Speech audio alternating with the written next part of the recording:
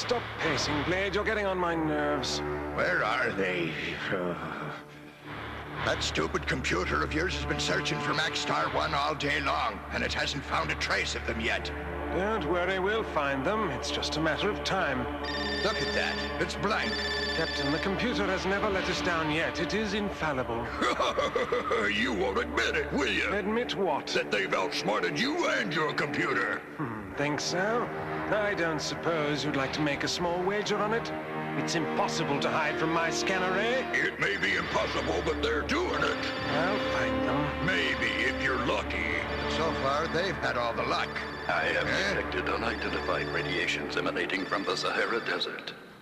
We can't just sit here much longer, or Darkstar is sure to find us. I know, Jason, but we can't move until we get these circuits repaired. I just hope I'm doing this right. Well, I'm finished, Hugo, okay? Well done, Scott. Your work is less than perfect, but it's adequate. Are there any more repairs? Just one more thing. I've improvised a modification of the stabilizing circuit, which should improve its efficiency. Install this in panel J202. J2O. Right. I've got it. I just hope this will let us teleport in time to get out of here before Darkstar tracks us down. It's no use trying to hide from me, Nathan. What's that all about? It's time for your studies. Where are you, Nathan? Looks like Nathan got away from his babysitter again.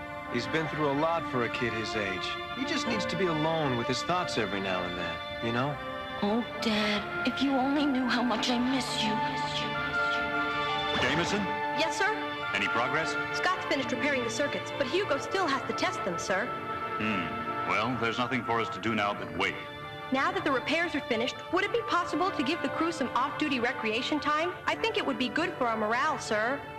What's wrong with morale? Nothing, but we could use some recreation.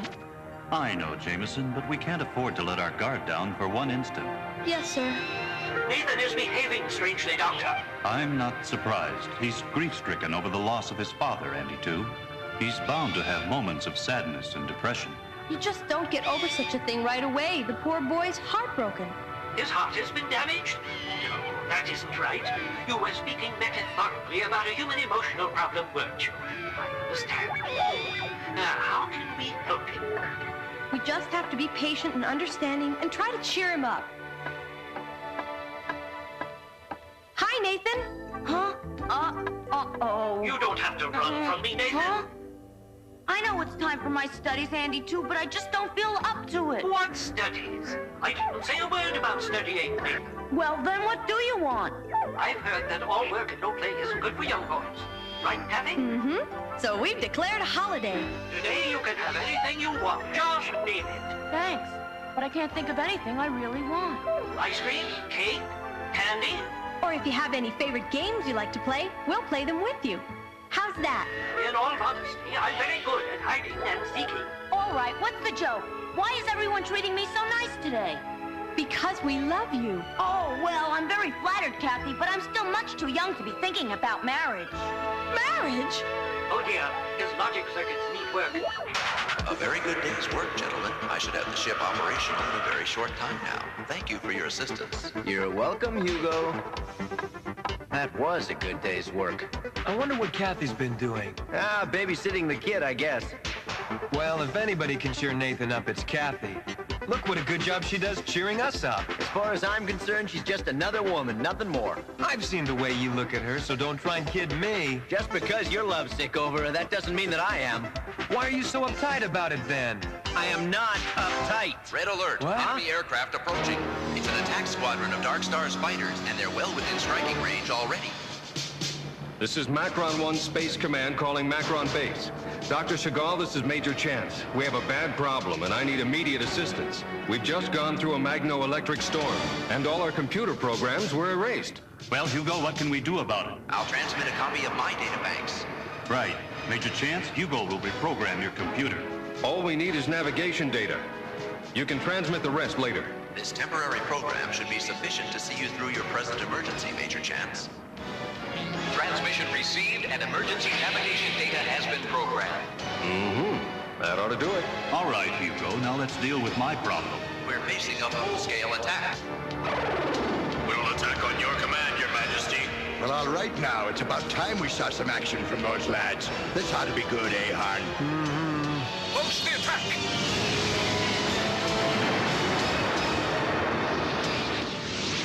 Defense shield holding at full power. How soon can we teleport? I'll need 10 minutes to reactivate the circuits. Macron team, prepare to launch. We need to hold them off for 10 minutes. Jason here, Dr. Chagall, and I'm ready. Ditto, but there's no sign of Kathy anywhere. If I don't get there in 5 seconds, they'll leave without me. You won't have maximum power, but we just don't have time to wait for Jameson. Blast off.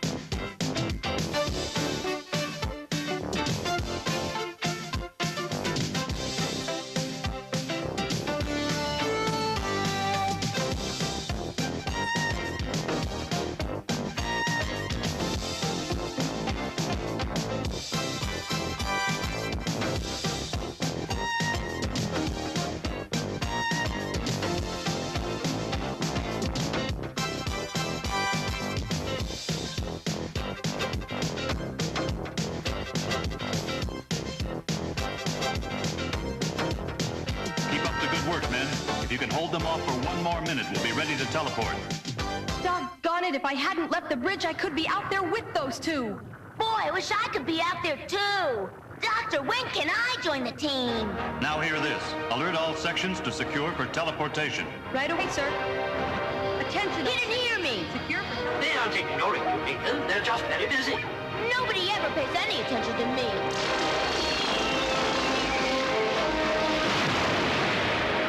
Is there nothing that can stop that thing?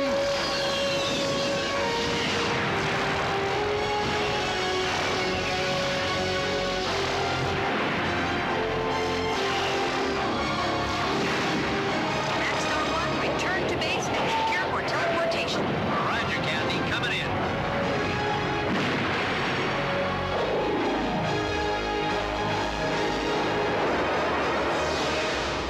Oh, no, not again! No structural damage and only minimal surface scrapes and laser burns. Roger. Kathy! If you still want to play a game, I'm ready.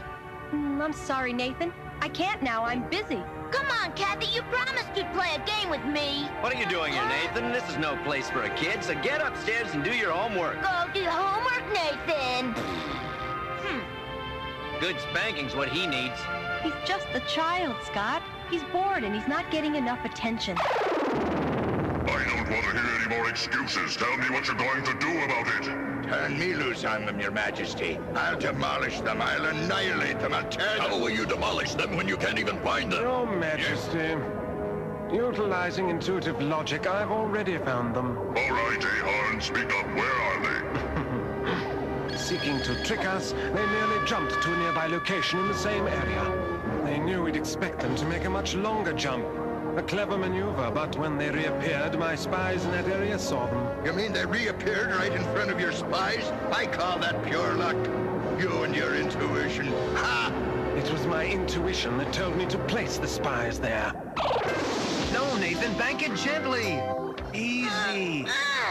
If you want to learn to fly, you're gonna have to shape up. What was I doing wrong? You're maneuvering by brute force. If you keep that up, you'll tear the ship apart. Oh, Now do the maneuver again.